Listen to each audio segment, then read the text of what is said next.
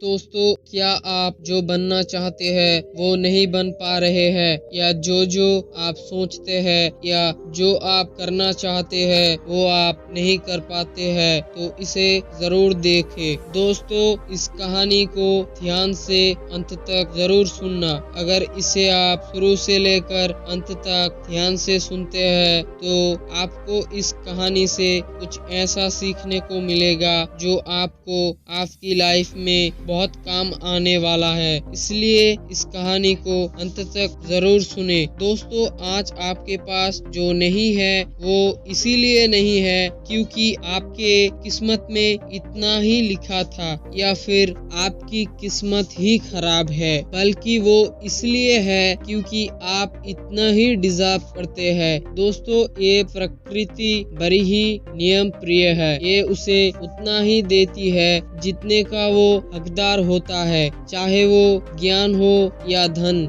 ये आपके पास उतना ही है जितने की आप हकदार हो, लेकिन अगर आपको इससे भी ज्यादा चाहिए तो आपको उसके काबिल बनना होगा। दोस्तों, ऐसा कौन सा गुण है जो आपको काबिल बनाता है? क्या आप उस गुण के बारे में जानना चाहते हैं? तो इस वीडियो को अंत तक जरूर देखना। दोस्तों, एक बार गौतम बुद्ध को एक सभा में भाषण करना था और जब सभा का समय हुआ तब भगवान बुद्ध वहां आए और बिना कुछ बोले ही वहां से चले गए। तकरीबन 100 से भी ज्यादा लोग बुद्ध का उस सभा में इंतजार कर रहा था और बुद्ध की इस तरह की व्यवहार देखकर सभी लोग बहुत चौंक गए, लेकिन किसी ने भी बुद्ध को कोई भी प्रश्न नहीं किया। और अगले दिन फिर से सभा का आयोजन हुआ और दूसरे दिन लोगों की संख्या तकरीबन घट गई। इस बार सभा में तकरीबन 85 लोग सभा में बैठे हुए थे।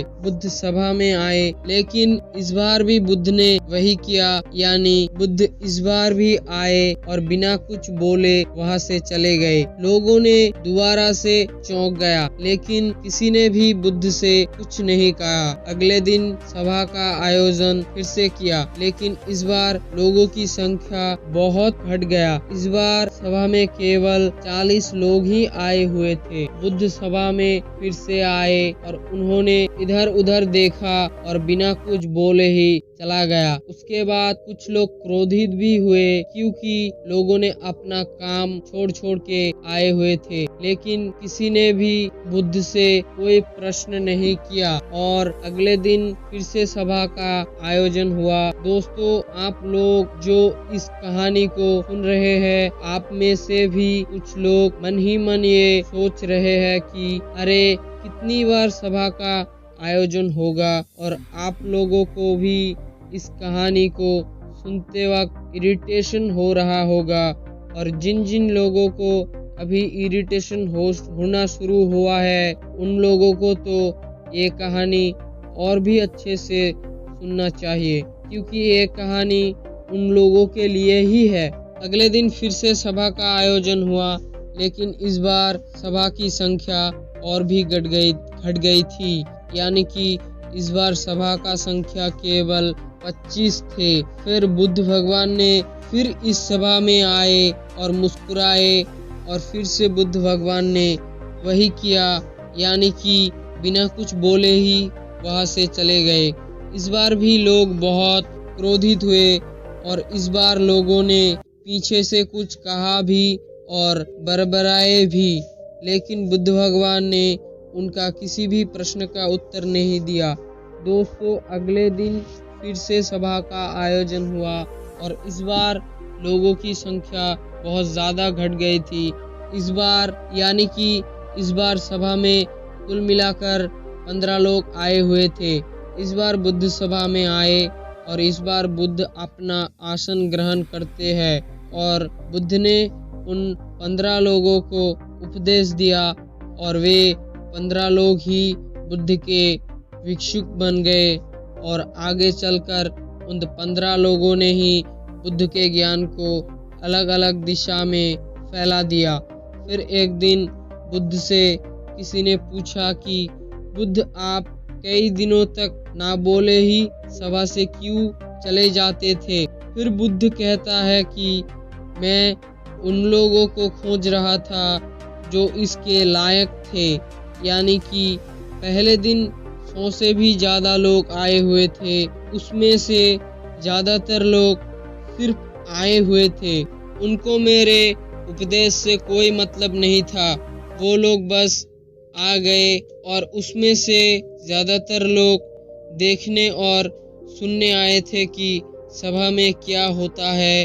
वे मेरे काम के लोग नहीं थे, क्योंकि वे लोग मेरे ज्ञान को लोगों तक नहीं पहुंचा सकते थे। मुझे तो उन लोगों की खोज थी जो मेरे ज्ञान को सभी लोगों तक पहुंचा सके। कई दिनों तक सभा से बिना बोले मैं इसलिए चला गया क्योंकि मैं ये देखना चाहता था कि वे कौन लोग हैं जिनके भीतर वास्तव में प्यास है।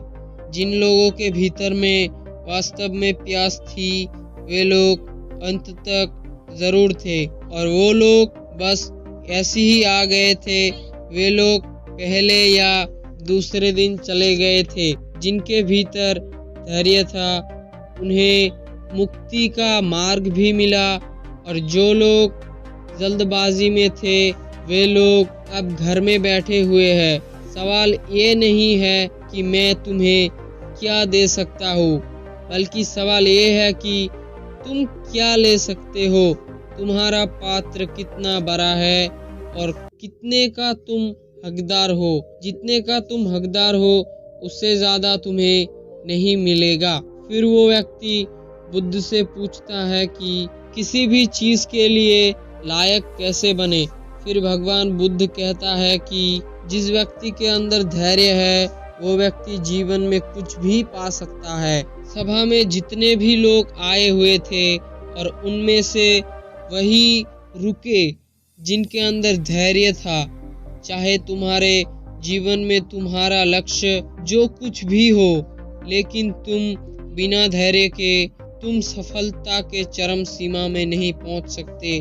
फिर वो व्यक्ति भगवान बुद्ध से पूछता है कि कोई व्यक्ति अपने धैर्य को कैसे बढ़ाए। तो उस पर भगवान बुद्ध कहता है कि निरंतर अभ्यास के द्वारा हम अपने धैर्य को बढ़ा सकते हैं। जैसे कोई व्यक्ति जब ध्यान करना शुरू करता है, तो उसका मन उसके सामने कई सारे सवाल लाते हैं, लेकिन उसका धैर्य एक दिन उनके लक्ष्य तक जरूर पहुंचा देता है। फिर वह व्यक्ति बुद्ध से कहता है कि मैं समझ गया भगवान बुद्ध, मैं समझ गया। यानी मुझे धैर्य के साथ निरंतर अभ्यास करने की आवश्यकता है। दोस्तों, अब आपको समझ आया कि आपके पास वो क्यों नहीं है, वो आप पाना चाहते हैं क्योंकि आप उसके लायक नहीं हैं। आप लायक तभी बनोगे जब आप अपने भीतर की धैर्य को बढ़ाएंगे। और धैर्य कैसे बढ़ेगा? धैर्य बढ़ेगा निरंतर अभ्यास के द्वारा। दोस्तों, आपको अगर ये वीडियो अच्छी लगी हो तो वीडियो को एक लाइक करके चैनल को ज़रूर सब्सक्राइब करें।